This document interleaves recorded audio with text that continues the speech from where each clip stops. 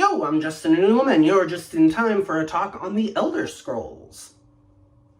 If you've watched my channel for very long, it becomes kind of obvious that there's not just one or two IPs that I really enjoy. I kind of spread myself thin over enjoying a whole bunch of different IPs, and one of my favorite things about this sort of style of enjoying media is seeing all the different ways that different IPs handle things. And today's discussion on the Elder Scrolls is going to look at one of my favorite aspects of their lore and storytelling, which is their commitment, at least in some areas, to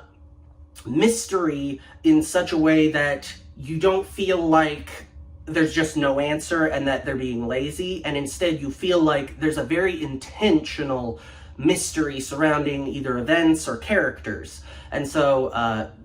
as an example, if you go back to one of my earlier videos discussing the concept that maybe or maybe not Talos is a god, which is a pretty big plot point from the Elder Scrolls V, the evidence within the games is honestly still fairly inconclusive. I do reach the conclusion through that video that yes, he almost certainly is actually ascended to divinehood, but technically that's not set in stone. There's still reason for at least debate back and forth, and that's one of the really important aspects to this ability to keep these mysteries a mystery in the Elder Scrolls. They'll use techniques like untrustworthy narrators, or just events happening that could be, differently interpreted. Many of those that I described in that previous video fell into that category, where things would happen and their canonicity was sort of iffy, or even like the Morrowind example I gave, you met a character who someone else claimed, oh, that must have been Talos, but do they really know that? Or would it not also potentially make sense for it not to have been,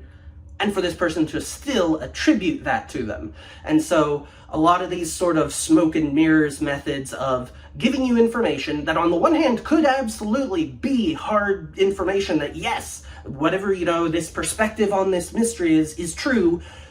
as often as not, it's given to you, but with a lot of weirdness on it that says, I don't know, can we trust that bit of information? And so it doesn't spread to every element. There are a lot of things that they do put a lot more in stone. Like, for instance, most of the main story events of most of the games, those are usually not really that much up for debate. But there's a lot of sort of the background lore that is really detailed, but at the same time super unclear and foggy, explicitly because they just have a constant dedication to giving so much of it this air of either untrustworthiness from the people who are giving you this information, or, to be honest here, the potential for, some retcon. And that's definitely I think one of the biggest strengths of their style of storytelling, especially with these things that they want to keep mysteries. I have no doubt in my mind that for several of them, their internal answers that they've kept from us have gone through retcons. But there's no need for a public outcry against, you're changing these things, because technically they never gave us a solid answer on any of them. And so old theories are still potentially true. New theories, maybe, but it's really hard to be particularly dogmatic about any of these because they have gone so far out of their way on several of these topics to keep things, as I've been going on and on about, vague and mysterious, which has been a particular point of enjoyment for that franchise that, again, like I said, I'm sure that pops up in some other media, but most of the other ones that I partake in, for instance, one that's fairly similar in a lot of ways, World of Warcraft, they focus on storytelling that's a lot more giving you all the information and you're expected to mostly trust it, which then causes for them a lot of problems when they are constantly retconning and therefore having to constantly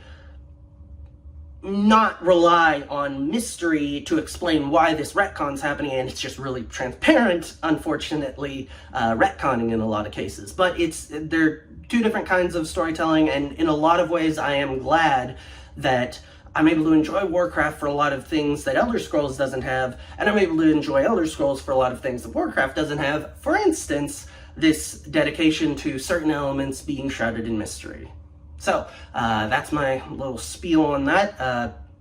I'd like to hear what you think about this sort of storytelling, if you think that it's dumb or if you really enjoy it and wish more franchises would use it. Be sure to let me know in the comments below, and until next time, I'll catch you later.